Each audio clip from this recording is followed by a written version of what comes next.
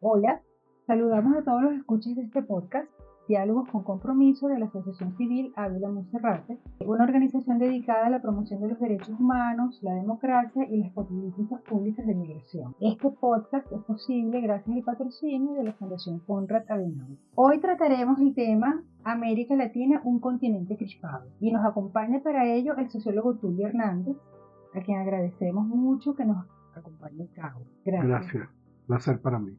Tulio Hernández es sociólogo, es ensayista, es columnista de prensa venezolano, ha combinado la actividad académica con la gestión cultural pública y privada, el periodismo de opinión y el oficio editorial. Recientemente, América Latina, digamos más bien Iberoamérica, ha presenciado muchos conflictos verbales, agresivos, incluso personales, entre sus presidentes. Pareciera que se está perdiendo o se ha perdido la diplomacia como práctica. ¿Qué cree usted que está pasando? ¿Por qué estamos viendo esto?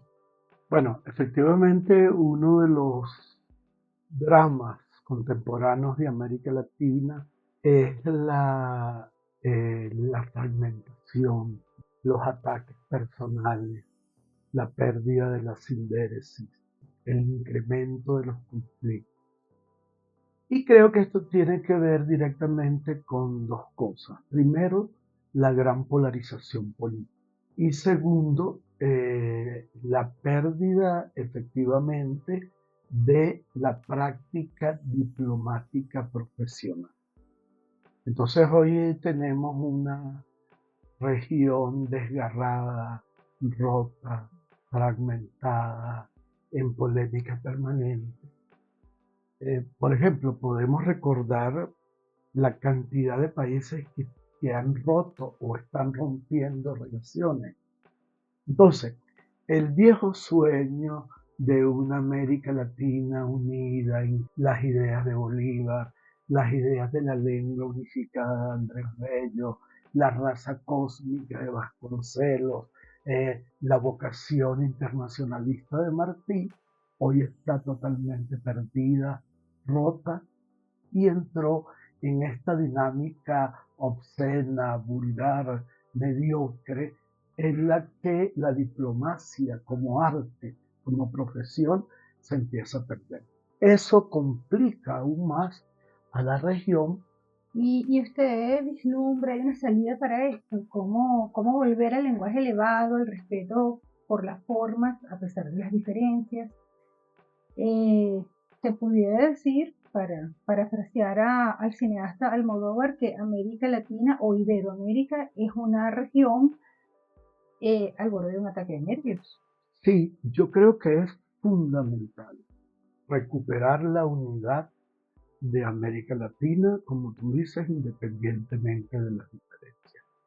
Porque es inconcebible que un lugar como Europa, donde hay tantas lenguas, donde ha habido tantas guerras, donde hay tantas diferencias religiosas, pueda mantener una unión con la Unión Europea y actuar colectivamente. Y que en cambio una región como la nuestra, que tenemos el mismo idioma con algunas lenguas indígenas en algunos países, que tenemos la misma tradición religiosa, que nacimos como repúblicas independientes en la misma época, que hemos tenido sueños de integración desde que somos repúblicas independientes, no seamos capaces de crear una unión política, una unión económica. Y todo lo contrario, estamos destrozando lo que teníamos. La OEA es cada vez más fragmentaria, el Mercosur no funciona, y yo creo que ahí ha tenido un gran peso el papel polarizador de dos gobiernos, de tres gobiernos. El gobierno de Cuba, que es el comunismo más viejo en la historia de América Latina, o el único comunismo. El gobierno de Venezuela, que es un militarismo sectario que ha creado organizaciones paralelas a las que existían, y el gobierno de Nicaragua, que es uno de los más crueles, sangrientos y tristes gobiernos. Eso ha partido a América Latina. Entonces necesitamos unos líderes que re- reconecten a América Latina, que la reúnan independientemente de las ideologías de cada país. Así es. Pareciera que lo que está de fondo acá es sobre todo pues las diferencias ideológicas.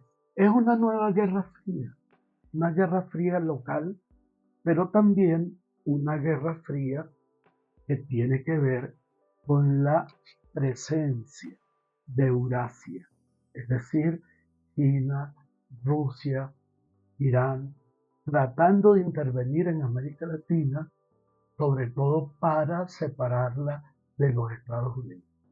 Y por eso yo creo que necesitamos un liderazgo visionario que no nos coloque como peones de este nuevo conflicto mundial, sino que nos unifique, insisto, independientemente de las diferencias, como es en la Unión Europea. Hay partidos de derecha, hay partidos de izquierda, pero sobre todo que en América Latina haya una unidad que condene severa y profundamente la existencia de gobiernos autoritarios, dictaduras, totalitarismos y neoautoritarios. Que la condición de la unidad sea que existan gobiernos. Sí, y que volvamos a, recuperemos el lenguaje elevado y La, conciliador la, de la la diplomacia. diplomacia como profesión de convivencia y de diálogo. Sí.